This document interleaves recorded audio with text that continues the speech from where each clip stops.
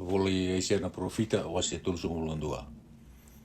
E na tā ko ira e rasala ko sumu wichi pita, me ke rea na vivuke. Ka wara rawi ki no ose, ki na gingi ni walu, ni rasa ka lewu. Ki na tamate i walu, nda ubondo ose, ni rasa ko sara. Arasa sianga ni ngolewi koea, na alo sawa ni Israeli. Arasa sianga ni ngarawi Jehova. Ia kasavuku talanga ko koea, kana pakai dhora na tā. E na sianga ni biutana na bosa. Ia e na tu dhake pakai walu ko koea, ki na matangali sai pala dha, ki na nonre wuke, na tau dhakadala. Ia na kai chipita, e rasa tamatanga, ka sianga ni kalugu. Anon ro si talanga sa pakai amo, ka sianga ni pakai alo.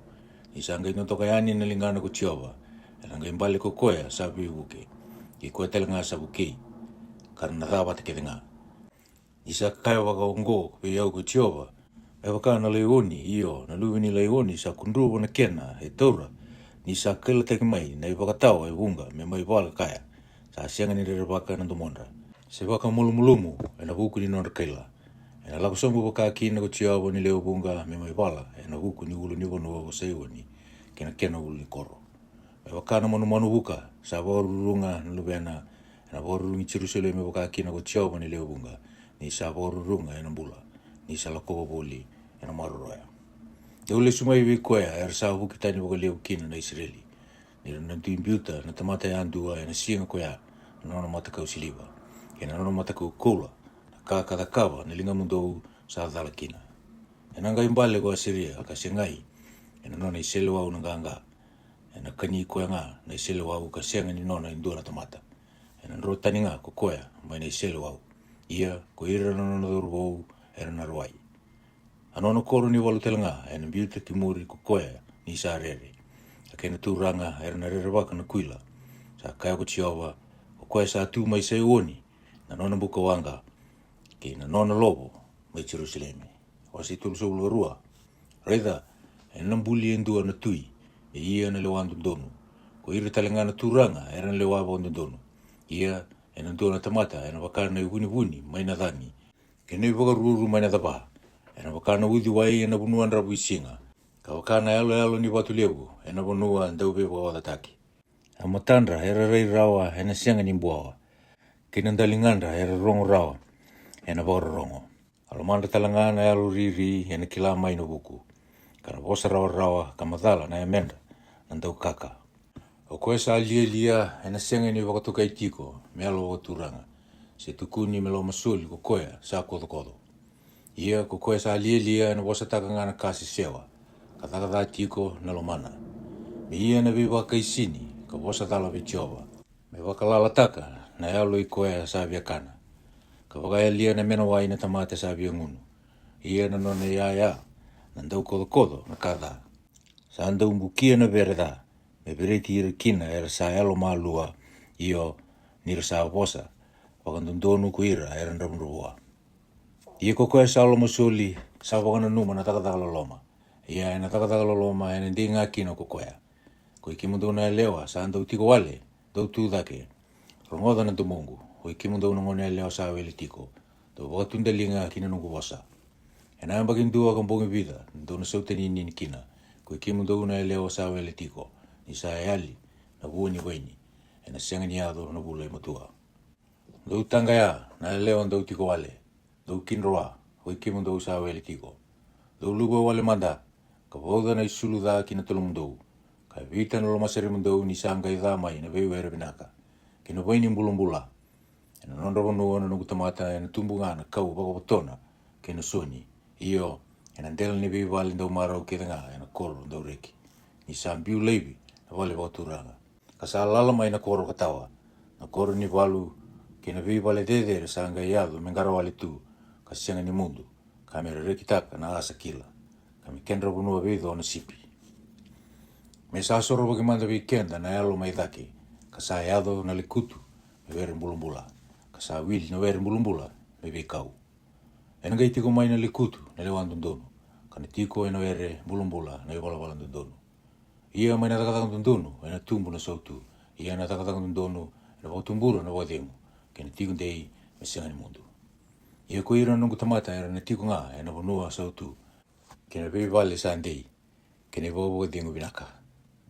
Ia, E na tau mai na uda de wata kina vikau me bale ngā kina. Na korotale ngā ina wakalolo vira taisara.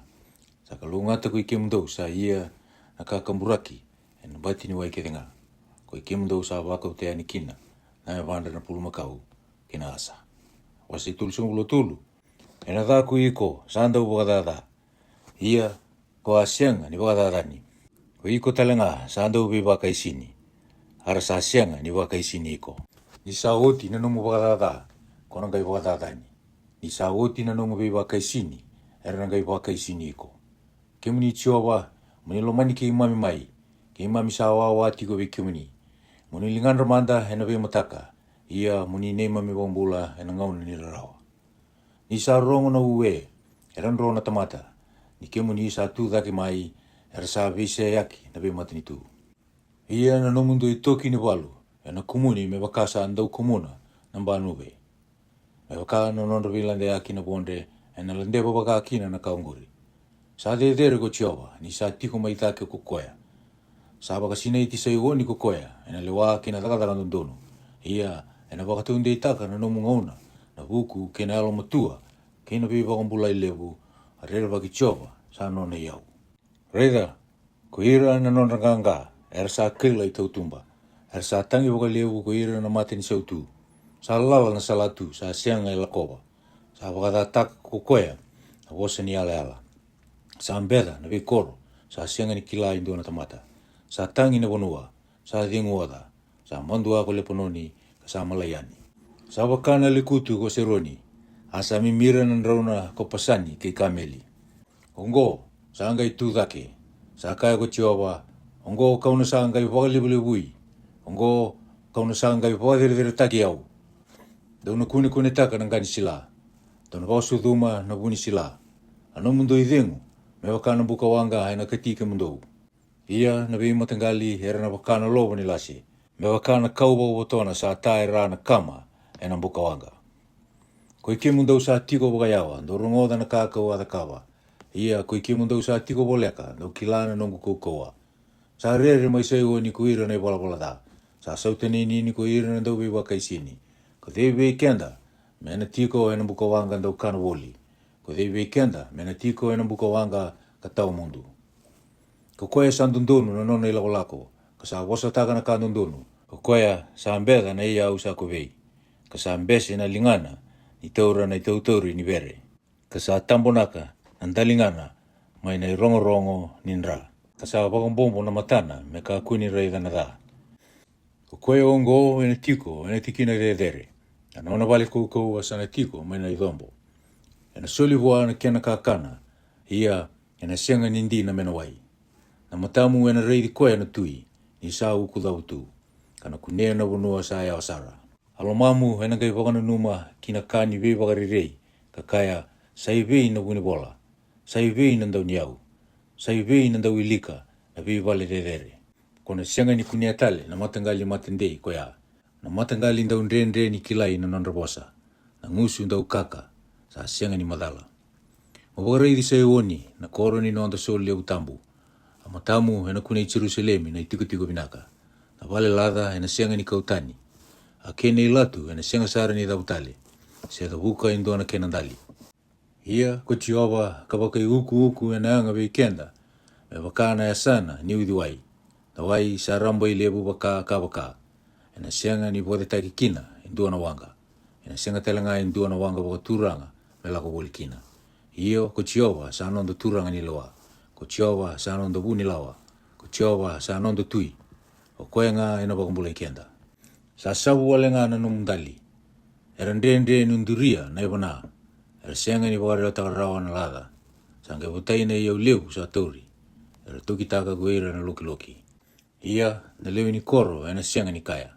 Kau sa tobi mate. O ira na tamata. Era sa tiko kina. E na sambu kodi.